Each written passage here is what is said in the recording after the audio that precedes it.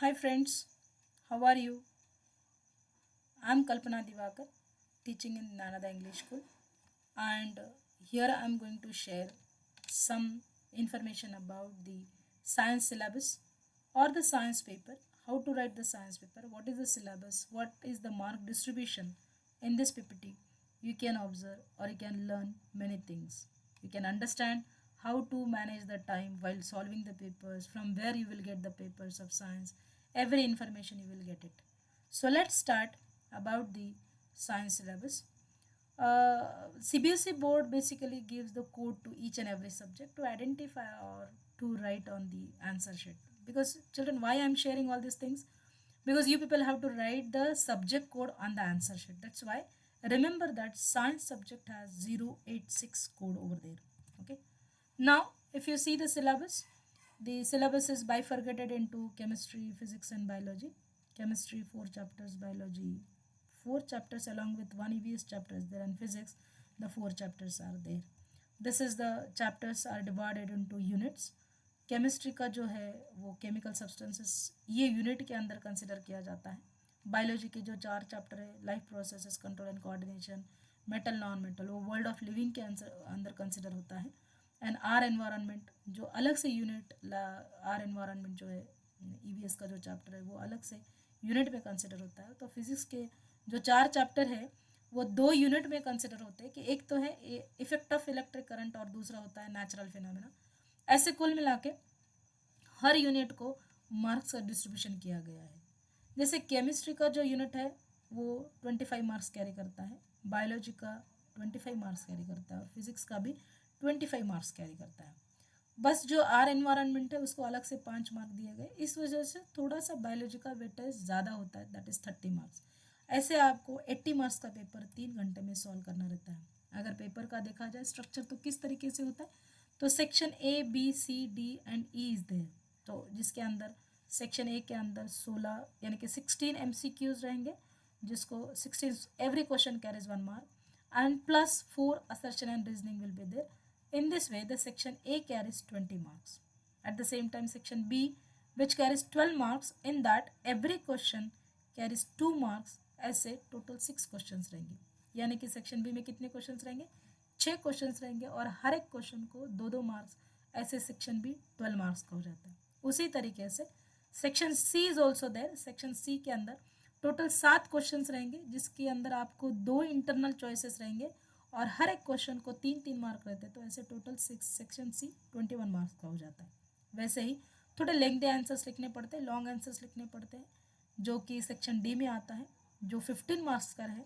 इसके अंदर टोटल तीन क्वेश्चंस रहेंगे, आपको 2 इंटरनल चॉइसेस मिलेंगे, बट हर एक क्वेश्चन को 5 मार्क होता है. इस तरीके से सेक्शन डी बन जाता है 15 मार्क का.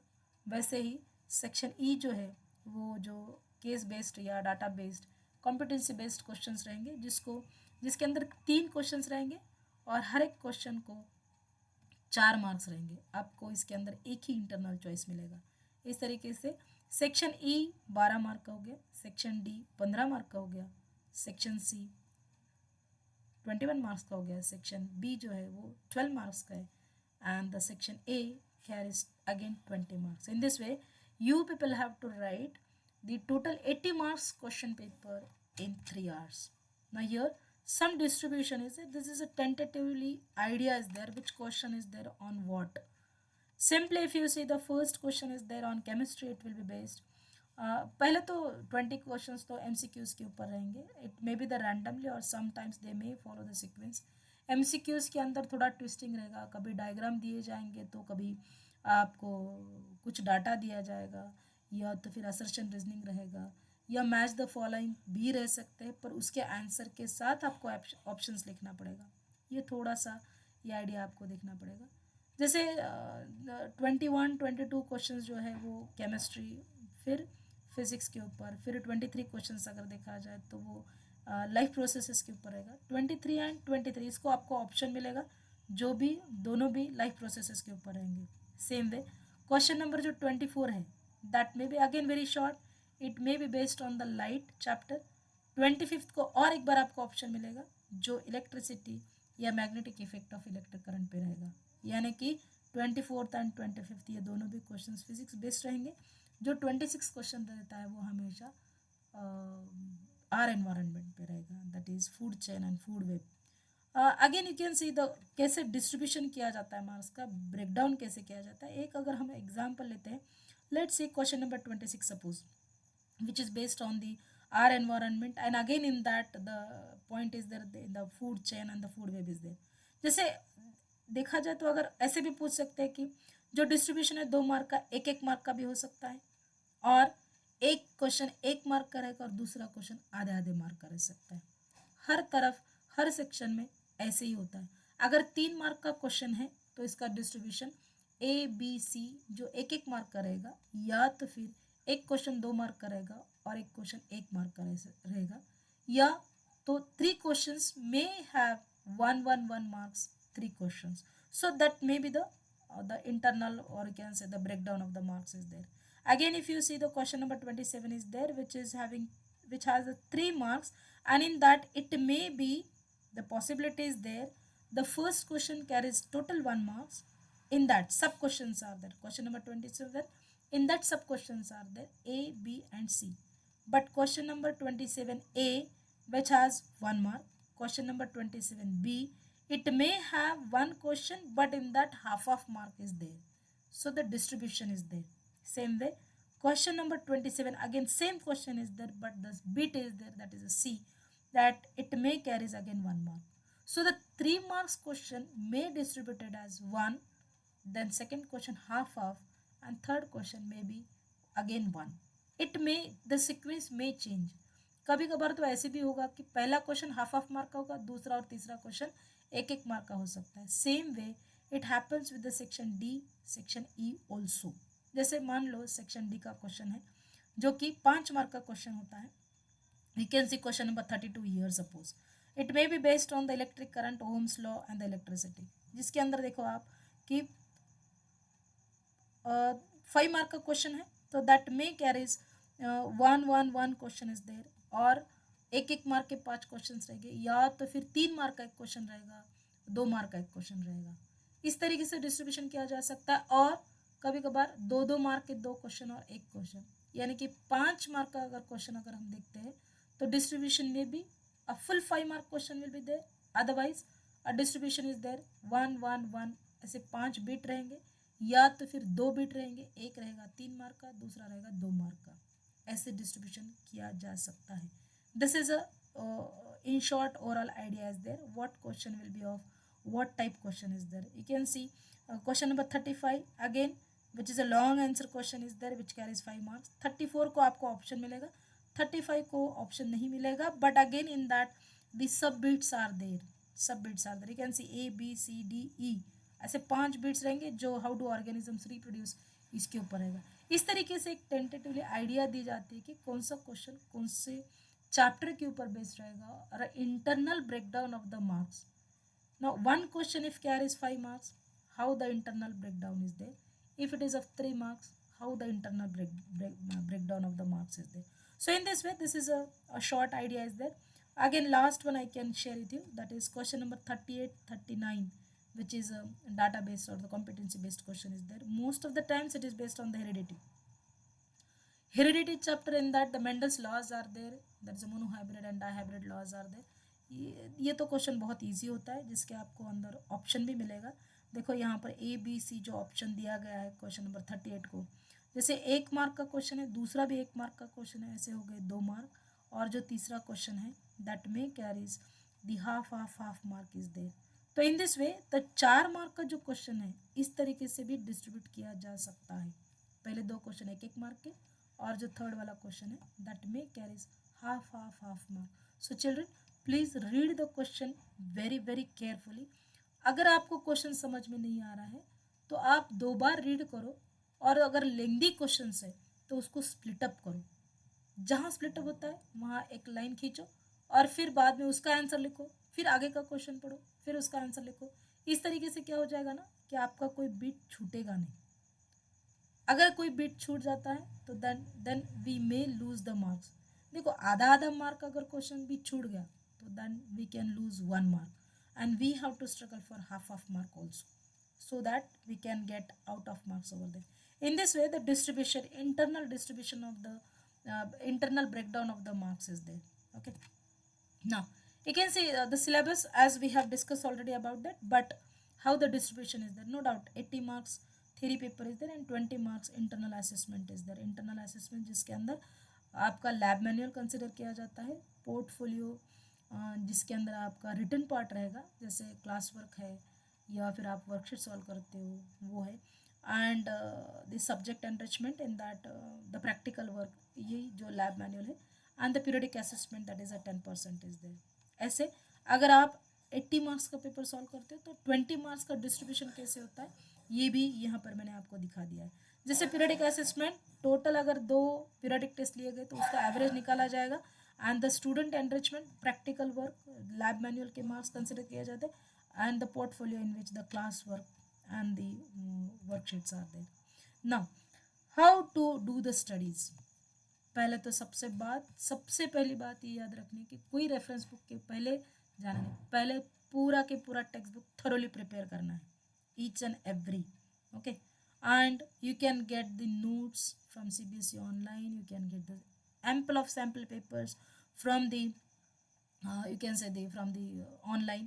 और अगर इसके आगे जाकर अगर आप मुझे पूछते हो कि कौन से बुक्स रेफर करनी चाहिए तो definitely I will suggest you that for physics you can refer the SC Verma's book, you can refer for chemistry you can use the GRB books are very good, GRB publication है, and for the biology you can use modern ABC। ये अगर book आप follow करते हो तो कोई problem नहीं, and you can get the sample papers, CBSE online है, मेरिट बैच है, तिवारी एकेडमी है, इससे भी आप लोग सैम्पल पेपर्स निकाल के एक्स्ट्रा प्रिपेयर कर सकते हो। But don't forget that you people have to prepare everything from the text books, क्योंकि हर जो पेपर रहता है वो सारा के सारा पेपर टेक्स्ट बुक से ही आता है।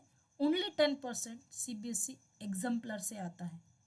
पेपर इस तरीके से सेट किया जाता है कि जो एक्स्ट्रा ऑर्डिनरी बच्चा है उसको भी आउट ऑफ मार्क्स ना मिले और जो बिलो एवरेज है वो भी फेल ना हो, इस तरीके से पेपर रहता है। So don't take any tension. Now some tips are there for physics, कैसे तैयारी की जा सकती है फिजिक्स की। कि जब कभी भी हम फिजिक्स की तैयारी करते हैं ना, तो सबसे पहले तो कॉन्सेप्ट्स याद करना, रट्टा नहीं मारना। We have to understand the conceptual, even the formula based questions are there. अगर आप पूछते हो कि कौन से क्वेश्चन या कौन से बिट के ऊपर आपने फोकस करना चाहिए, एक तो पहले like Snell's laws of motions and their applications, even you can say this some exam के दौरान कुछ क्वेश्चंस किए जाते हैं, या तो प्रीवियस पेपर के जो क्वेश्चंस है वो भी आप प्रैक्टिस कर सकते हो। न्यूमेरिकल की ज़्यादा प्रैक्टिस करो, ज़्यादा तो न्यूमेरिकल्स आते नहीं, but still it depends on set A, B and C। हर एक पेपर के 3 सेट रहते हैं, set A, B and C। तो कभी कभार क्या होता है कि सेट A में ज़्यादा न्यूमेरिकल्स आते हैं तो कभी C में ज़्यादा न्यूमेरिकल्स आते हैं। It depends and who knows which set of paper we will get it, right. So we have to prepare very thoroughly for the numericals. Okay, now numerical solve करते वक्त थोड़ा याद रखना है कि जब हम न्यूमेरिकल सॉल्व करते हैं, मैं आगे आपको दिखाऊंगी कैसे न्यूमेरिकल सॉल्व करते हैं, एक स्लाइड शेयर करूंगी कि how to solve the numericals. But before that numericals करते करते तो सीरीज एंड पैरेलल कॉम्बिनेशन के जो प्रॉब्लम्स है उसके ऊपर भी फोकस करना है। न्यूमेरिकल सॉल्व करते वक्त आपको गिवन लिखना है, फॉर्मूलाज लिखना है, हर एक स्टेप के साथ प्रॉब्लम पूरा सॉल्व करना है, सारे के सारे फिजिक्स के डायग्राम्स प्रिपेयर करने हैं। जैसे कि एग्जाम्पल में मैं आपको बता सकती हूँ कि लाइंस ऑफ मैग्नेटिक फील्ड है, या सोलेनाइड का डायग्राम है, इलेक्ट्रिक सर्किट का डायग्राम है, AC DC जनरेटर का है। ऐसे थोड़े थोड़े आपने, even in the light chapter और ह्यूमन आई में ह्यूमन आई का स्ट्रक्चर है, या ग्लास प्रिज्म के जो डायग्राम है, ग्लास स्लैब के जो डायग्राम है, लाइट चैप्टर में जो लेंसेज के हैं, मिरर के डायग्राम से, ये रे डायग्राम से, ये सभी का आपने प्रिपरेशन करना है। और भूलना नहीं है कि मॉडल टेस्ट पेपर्स देखते रहना है हमेशा कि कैसे मॉडल आंसर्स लिखे जाते हैं, क्या एक्सपेक्टेड है। ओके, अगर आपके कीवर्ड्स नहीं आते हैं, पर्टिकुलर वर्ड्स नहीं आते, अगर फिजिक्स का देखा जाए तो कुछ फिजिक्स के वर्ड्स रहते हैं that we have to use it in the answer. If it is not there then how the examiner will give you the marks. So we have to follow the keywords over there, every physics, chemistry, biology, everywhere you have to follow the keywords or you have to write the keywords in that। एक थोड़ा सा मैंने एक example दिया है यहाँ पर कि किस तरीके से हम लोग कर सकते हैं। एक तो पहली बात है कि लेफ्ट हैंड साइड में मार्जिन करनी है, राइट हैंड साइड में भी मार्जिन करनी है। और आप देख सकते हो कि नीचे मैंने रफ वर्क करके दिया है। देखो, given things are given, right, formula is also given. अगर डायग्राम क्वेश्चन से अगर हम लोगों को डायग्राम फ्रेम कर सकते हैं हम लोग, तो ज़रूर डायग्राम फ्रेम करनी है, डायग्राम निकालनी है, और फिर बाद में फॉर्मूला लिखना है। फॉर्मूला के जो कैलकुलेशंस होते हैं that you have to do on the same page, not on the right hand side. कभी भी राइट हैंड साइड में नहीं करना है कोई भी कैलकुलेशंस। जहाँ न्यूमेरिकल आता है उसी पेज के ऊपर लास्ट के 4-5 लाइन यूज करके आप वहीं पर रफ वर्क बोल के आप कर सकते हो। Don't use any other paper, don't do rough work on right hand side, because the examiners are giving marks on right hand side. Whatever your subbits are there, their subbits half marks are there, that the teachers has to give, examiner has to give on the right hand side. So this is a sample how to write the uh, how to do the numerical over there. Now here are some tips for the chemistry. अगर chemistry subject देखा जाए तो it is a complete scoring subject is there. थोड़ा biology के अंदर थोड़ा learn करना पड़ता है, थोड़े डायग्राम की प्रैक्टिस करनी पड़ती है, but the chemistry is really the scoring subject is there. इसके अंदर chemical reactions most of the times, acid bases and salts के प्रिपरेशन, पीएच का जो importance and day to day life वो भी आपको करना पड़ेगा, सॉल्ट्स के यूजेस, एसिड बेसिस के टाइप्स उसके भी यूजेस, ये थोड़ा अगर प्रिपेयर करते तो ज़रूर हम लोग स्कोर कर सकते हैं। अगर देखा जाए तो every year 2 to 3 questions are asked about the salts and their compounds, उसके कंपाउंड्स, उसके कॉमन नेम, साइंटिफिक नेम्स, उसके फॉर्मूलाज, उसका प्रिपरेशन और chemical reaction, balancing of the chemical reaction ज़रूर करो। केमिकल रिएक्शन अगर बैलेंसिंग नहीं होती है तो जैसी आती है वैसी रिएक्शन लिखो, but you people have to write the chemical reaction over there. नहीं आती है बोल के छोड़ना नहीं है, जैसे आती है वैसे लिखना ही है। Okay, now one more chapter which is very scoring one, that is carbon and carbon compounds, जिसके अंदर nomenclature you have to write it, functional group जैसे अल्किन, अल्किन, अल्काइंस, इसके formulas and the homologous series, how to prepare the soaps and detergents, that also you have to do it. The carbon and carbon compound, this chapter is so easy, you people can prepare very nicely. Then metals and non metals के अंदर भी extraction of the metals, then alloys, then you can say the roasting and calcination process, you have to prepare all these things. Periodic table तो है नहीं, periodic table completely, periodic classification, this chapter is completely omitted. So but based on that periodic classification का ही जो part है electronic configuration का, वो आपने जो 9th स्टैंडर्ड में पढ़ा है उसको आपको मेमोराइज करना है, उसको आपको याद करना है, because from that only we have to prepare the formulas, we have to prepare the compounds. तो इलेक्ट्रॉनिक कॉन्फ़िगरेशन के ऊपर ध्यान देना है, एटॉमिक नंबर याद करना है, जिसकी वजह से आप इलेक्ट्रॉनिक कॉन्फ़िगरेशन लिख सकते हो और बाकी फार्मूलाज भी आप तैयार कर सकते हो। यानी कि 9th का भूलना नहीं है, उसको कैरी फॉरवर्ड करके 10th का पेपर सॉल्व करना है। At the same time we people have to prepare the और we have to maintain the speed and accuracy throughout the paper. So this is some tips about the chemistry. Then the biology, come to the biology, little vast syllabus is there, marks is also more, 30 marks are there along with the our environment chapter. Our environment chapter है एक ही, but बहुत important है, 5 mark है, इसको अलग अलग type में question किए जा सकते हैं। ओके, तो जो लाइफ प्रोसेसेस है जिसके अंदर आपको सारे के सारे सिस्टम्स है, राइट, कंट्रोल एंड कोऑर्डिनेशन, जिसके अंदर आपको nervous system plus hormonal coordination आपको प्रिपेयर करना पड़ेगा। हाउ डू ऑर्गेनिजम्स रिप्रोड्यूस, इसके अंदर double fertilization in plants and the reproductive system in human beings, that is male and female, and along with the reproductive health, menstrual cycle, you people have to prepare it. So and the last chapter that is heredity, इसका evolution part exclude किया गया है, बस heredity आपको prepare करना है, जिसके अंदर मेंडल्स के लॉज तैयार करने, मोनोहाइब्रिड डाइहाइब्रिड रेशो, इसके ऊपर तो ज़्यादा तो न्यूमेरिकल्स आते हैं जो आपको प्रिपेयर करने हैं। न्यूमेरिकल्स यानी कि जैसे आप समझो कि मोनोहाइब्रिड रेशियो है सपोज, तो मोनोहाइब्रिड रेशियो में जो F1 जनरेशन है, F2 जनरेशन है, ये आपको मेंशन करनी पड़ेगी। एंड आपको पूरा क्रॉस करने की ज़रूरत नहीं पड़ती है वहाँ पर, just we have to predict it. जैसे मान लो कि F2 जनरेशन में 100 प्लांट, 100 प्लांट्स तैयार हो गए, ओके, तो उसके अंदर जो मोनोहाइब्रिड का जो रेशियो है ना 3:1 रेशियो है, तो टोटल कितने प्लांट है, 100 प्लांट है, तो 3:1 जो रेशियो है, तो इसके अंदर 3 पार्ट मतलब कितने 75 और 1 पार्ट मतलब कितने 25। तो ये ऐसे रेशियो है ना, ये अंदाज़ा आपको लगाना है, आपको वहाँ पर न्यूमेरिकल्स याद रखना है, यानी कि the ratio we have to remember it. What is the ratio for the dihybrid ratio, what is the ratio for the monohybrid ratio, and the whenever you people are solving the numericals, definitely you will get an idea or you will get a trick of it. Okay, so there are some little complex terminologies are there, the keywords are there. Again, you should not forget about the keywords in every subject, either physics, chemistry or biology is there. Every time the regular revisions should be done over there. Biology ऐसा subject है, in class you will understand very nicely, but while writing the answers we don't understand what to write and in what way you have to write it. But children, remember that either physics, chemistry or biology chapter, every answer you people have to write in the points. Don't write any answer in the paragraph, because examiners get irritated to read the paragraph. They need only the points. Again, in the points they find out what are the keywords are there, the scientific words are there, and to that only they used to check it.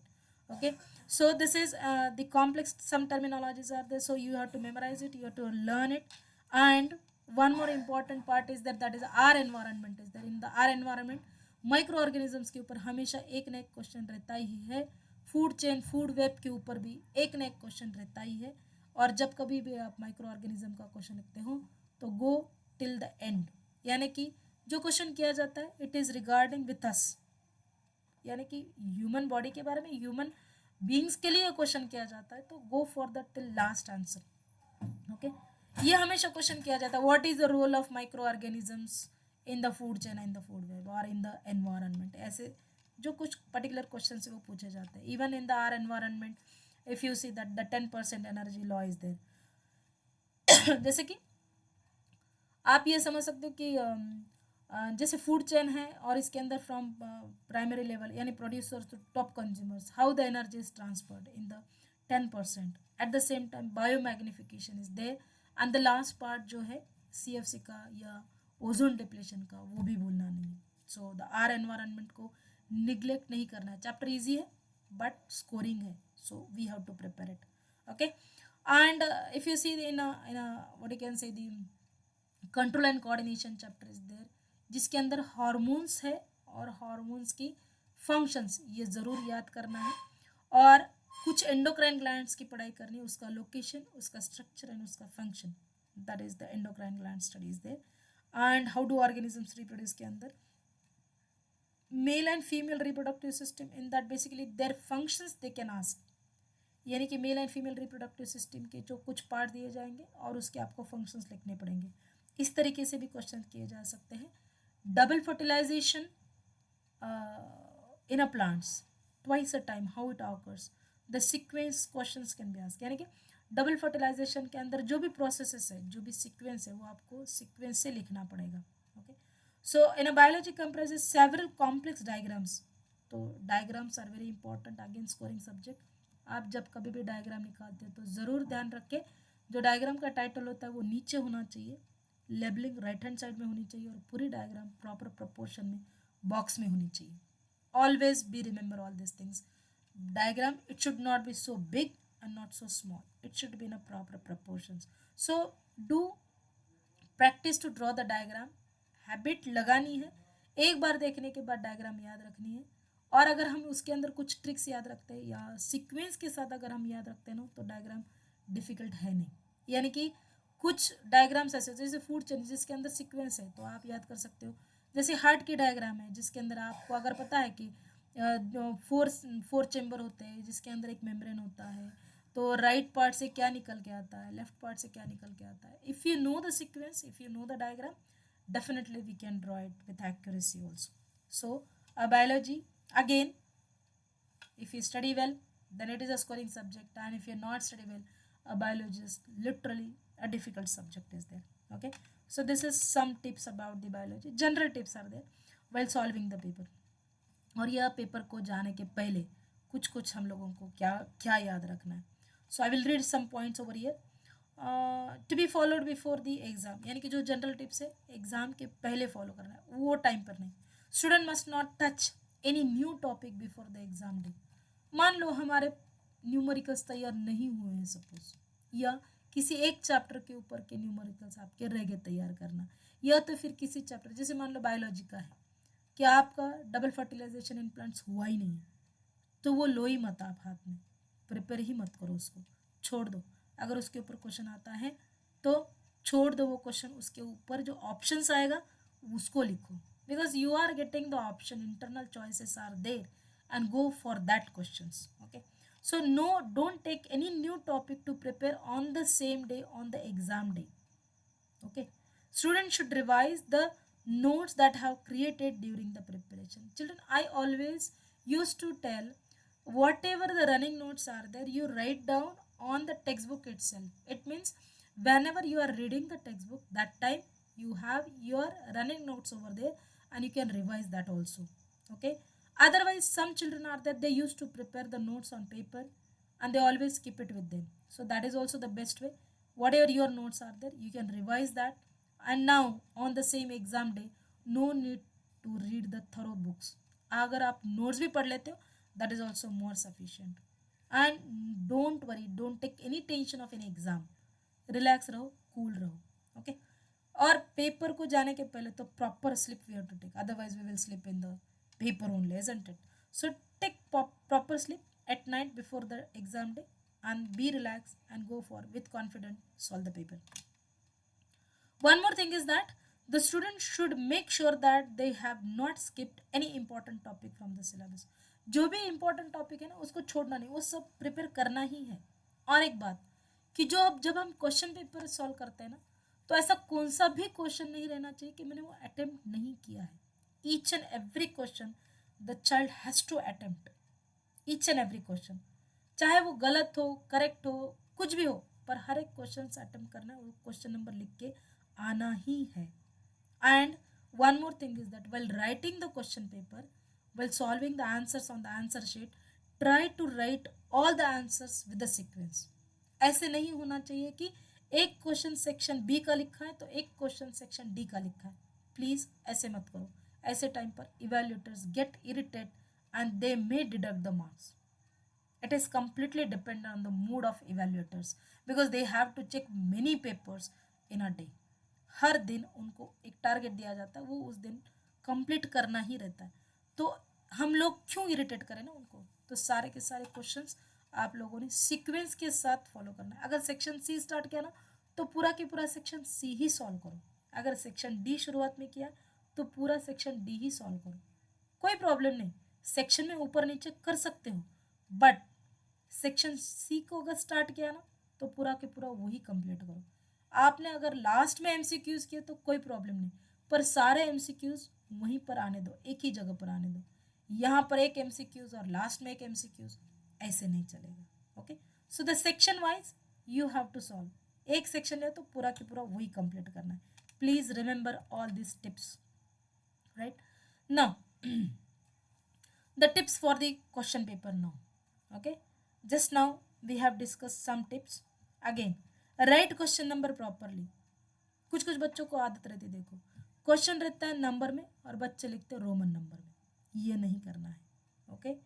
Rough work कभी भी right hand side में नहीं करना है. कभी भी rough work नीचे 4-5 lines वहाँ पर लाइन खींच के वहाँ पर लिखना है कि रफ वर्क बोल के, then only you have to do it, okay. Write the answers depending on the marks allocated for them. कितने मार्क का क्वेश्चन है, कितने पॉइंट्स लिखना है, क्या पूछा गया है, understand the question first, then write down the answer. Otherwise don't write full story over there, it is not expected. Limited answer, model answers with the keywords we have to write it, okay. Every time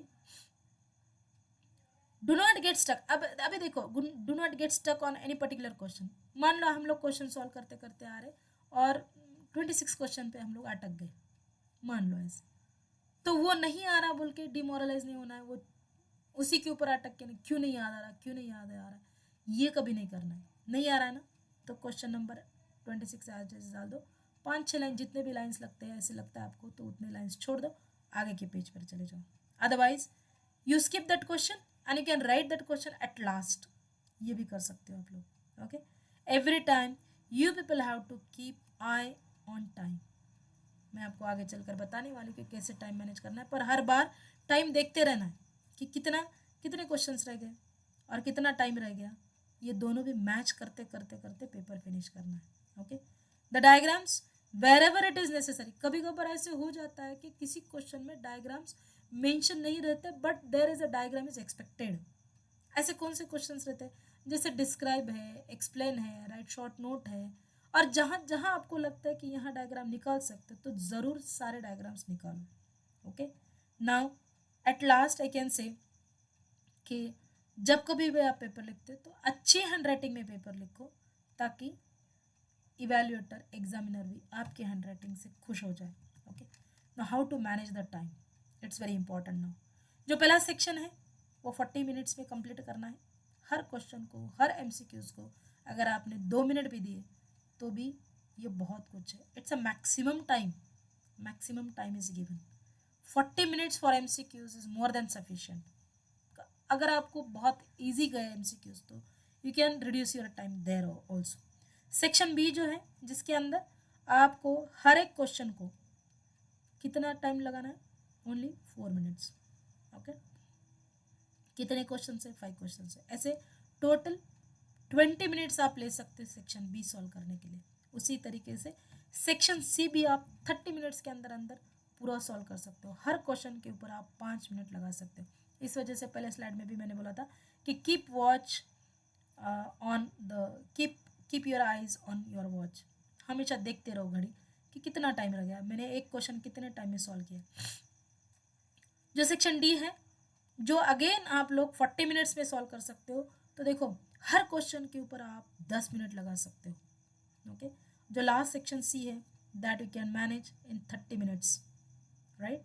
so in this way if you manage it, a 80 marks question paper is there and total 180 minutes are there, but we can complete this question paper in 160 minutes only. So remaining 20 minutes are there. In that 20 minutes you can do the revision means just look after the paper, what questions are left over there, or is there anything left or any bit is left over there. कभी कभार हो जाता है कि 5 mark का question छोटे छोटे bits में पूछा जाता है, तो कहीं एक बिट छूट तो नहीं गया, ये आप चेक कर सकते हो कि अगेन कि क्वेश्चन पेपर हो गया है, पूरा क्वेश्चन पेपर हो गया, ये आंसर हो गया, आंसर होने के बाद हम लोगों ने लाइन छोड़ी, वहाँ पर लाइन खींचो तो ताकि प्रेजेंटेशन अच्छा बन पाए। इस तरीके से हम लोग टाइम मैनेज कर सकते हैं। बट ये टाइम मैनेजमेंट जो है ना, ये कब आएगा, when you people are going to solve minimum 10 papers of each subject, तभी ये टाइम मैनेजमेंट आएगा, जब तक नहीं आएगा। Okay, so in this way you can manage the time. अभी आ जाता है कि क्वेश्चन आंसर शीट रहेगी कैसे, है ना। इस तरीके से आपकी आंसर शीट रहेगी। आप देख सकते हो यहाँ पर कि you have to write your name in the block letters. इसके लिए भी आपको टाइम दिया जाता है। जो इन्विजिलेटर्स रहते हैं वो आपको हेल्प करते हैं ज़रूर। आपको यहाँ पर कोड नंबर भी लिखना है और आपको सेट नंबर भी लिखना है। जो सेट नंबर 1 2 3 जो भी है उसको आपको डार्कन करना है। Then the same darken you have to do it for your name also. Block letters में लिखे आपने नाम तो भी नीचे आपको वो डार्कन सर्कल करना है। You to write your roll number very properly. Admit card का नंबर लिखो, रोल नंबर लिखो, सेंटर कोड लिखो, everything you have to do the everything you have to write. अगर कुछ समझ में नहीं आया तो be frank and ask the invigilators. Okay, anyhow in every school the teachers, the school management, they all are taking care of it, how to fill up all this answer sheet. यहाँ पर आप एक scissor का picture देख सकते हो, right. The left hand side the part it remains with your answer sheet and the remaining part is discarded, यानी कि वो जो एग्जामिनर है वो ले लेते हैं, और जो लेफ्ट साइड का पार्ट है जहाँ पर आप देख सकते हो कि कोड नंबर 1 2 3 है, सेट नंबर है, इधर का पार्ट ये रहेगा और बाकी का पार्ट लिया जाएगा। Don't forget to do the sign over there, और इन्विजिलेटर की साइन लेना भी भूलिए मत। ओके, ये है आपका आंसर शीट कैसे रहता है। अभी अगर आंसर शीट का पहला पेज टर्न किया तो इस तरीके से आता है। The logo is there and the CBSE is also written. जो डॉटेड है ना, होल किया जाता है, वो CBSE लिखे वाला रहता है वहाँ पर। और राइट हैंड साइड में कुछ भी नहीं लिखना है, रफ वर्क जो भी करना है वो नीचे करना है। लेफ्ट हैंड साइड में सिंगल मार्जिन है, आपको डबल मार्जिन करनी पड़ेगी, so that we can write the sub bits of every question. जैसे मान लो क्वेश्चन नंबर 27 है या 26 है, जिसके अंदर बीट्स है ABC ऐसे बीट्स है, तो वो सब मार्जिन में हम लोग लिख सकते हैं। Okay, so the double margin will be there on left hand side and single margin will be there on right hand side, but we are not going to write anything in the right hand side. Okay, because the evaluators, they used to give the marks in the right hand side. Okay, so I hope you understood all these things, and I hope you all are going to prepare very thoroughly. So children, all the best. Don't take any tension. Solve the paper, enjoy your studies, and go ahead. So all the best, all of you. Thank you.